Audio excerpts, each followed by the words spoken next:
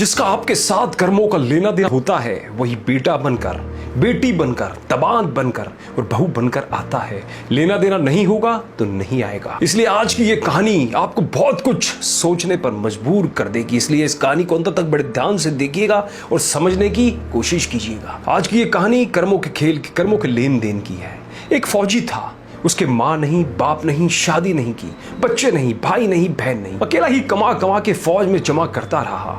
तो थोड़े दिन में एक सेठ जी जो फौज में माल सप्लाई किया करते थे, उनसे उनका परिचय हो गया और दोस्ती हो गई। सेठ जी ने उन्हें कहा, जो तुम्हारे पास पैसा है वो उतने के उतना ही पड़ा है, तुम मुझे दे दो, मैं कारोबार में लगा दूंगा तो पैसे से पैसा बढ़ जाएगा।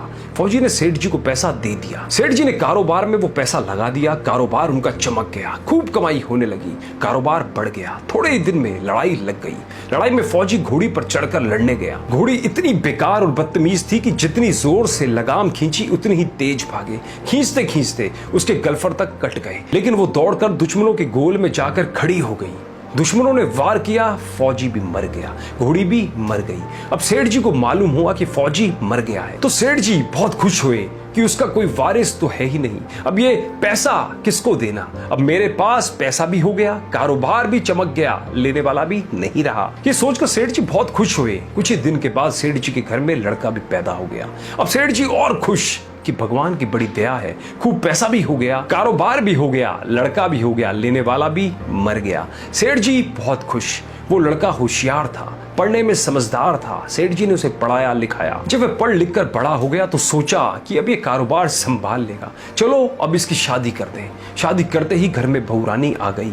अब उसने सोचा कि चलो बच्चे की शादी हो गई है, अब कारोबार संभालेगा। लेकिन कुछ ही दिनों में बच्चे की तबीयत खराब हो गई। अब सेठ जी डॉक्टर के पास, हकीम के पास, वैद्य के पास दौड़ रहे हैं। वैद्य जी जो दे रहे हैं, दवा खिला रहे हैं और दवा असर नहीं कर रही, बीमारी बढ़ती ही जा रही है, पैसा बर्बाद हो रहा है और बीमारी बढ़ती ही जा रही है, रोग कट नहीं रहा है, पैसा खूब लगे जा रहा है। अब अंत में डॉक्टर ने कह ही दिया कि लाइलाज मर्ज हो गया है, इसको अब असाध्य रोग हो गया है, ये बच्चा 2-3 दिन में मर जाएगा। डॉक्टर के जवाब देने पर सेठ जी निराश हो गए और बच्चे को लेकर रोते हुए आ रहे थे। रास्ते में एक आदमी मिला। उसने पूछा कि सेठ जी क्या हुआ, बहुत दुखी लग रहे हो?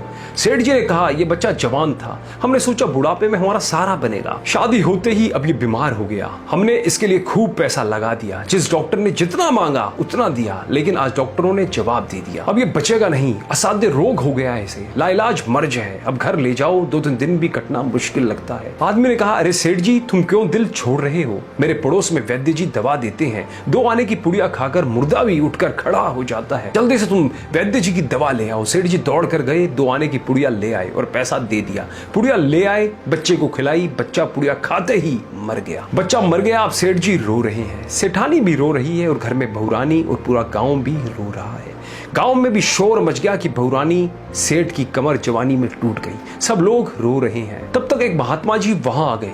उन्होंने कहा कि सेठ जी क्यों रो रहे हैं? लोग बोले, इस सेठ जी का एक ही जवान लड़का था, वो मर गया, इसलिए सब लोग रो रहे हैं, सब दुखी हो रहे हैं।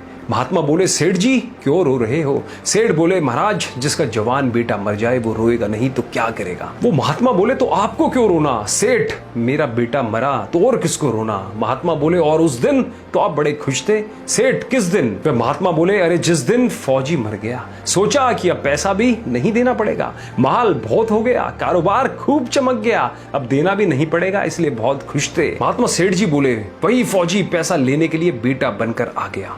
पढ़ने में, लिखने में, खाने में, पहनने में और शौक में, श्रृंगार में जितना लगाना था लगाया, शादी ब्याह में सब लगाया और ब्याज दर ब्याज लगाकर डॉक्टर को दिलवा दिया। अब जब 2 आने पैसे बच गए वो भी वैद्य जी को दिलवा दिए और पुड़िया खाकर चल दिया। अब कर्मों का लेना देना पूरा हुआ। सेठ जी ने कहा, हमारे साथ तो चलो कर्मों का लेना देना था, चलो हमारे साथ तो जो हुआ सो हुआ, लेकिन वो जवान बहुरानी घर में रो रही है। जवानी में उसको धोखा देकर विधवा बनाकर चला गया। उस बेचारी का क्या जुर्म था? फिर उसके साथ में ऐसा धोखा क्यों किया? महात्मा बोले, ये वही घोड़ी है जिसने जवानी में उसको धोखा दिया, इसने भी जवानी में उसको धोखा दे दिया। बेटा बनकर, बेटी बनकर, दामाद बनकर और बहू बनकर कौन आता है जिसका हमारे साथ कर्मों का लेना देना होता है? लेना देना नहीं होगा तो नहीं आएगा। इसलिए दोस्तों, अपने जीवन में कोई भी कर्म करो तो जागरूक होकर करो और भूल से भी किसी के साथ छल कपट मत करो। छोटे से फायदे के लिए हम ना जाने क्या क्या कर देते हैं, इसलिए छोटे से फायदे के लिए किसी के साथ भी किसी की बद्दुआ मत लो, और जो भी कुछ भी हो सके अच्छा कर्म करो। कहानी अच्छी लगी हो तो औरों के साथ भी ज़्यादा से ज़्यादा शेयर जरूर करें, जिनसे वो भी प्रेरित होकर अच्छा कर्म कर सके। धन्यवाद।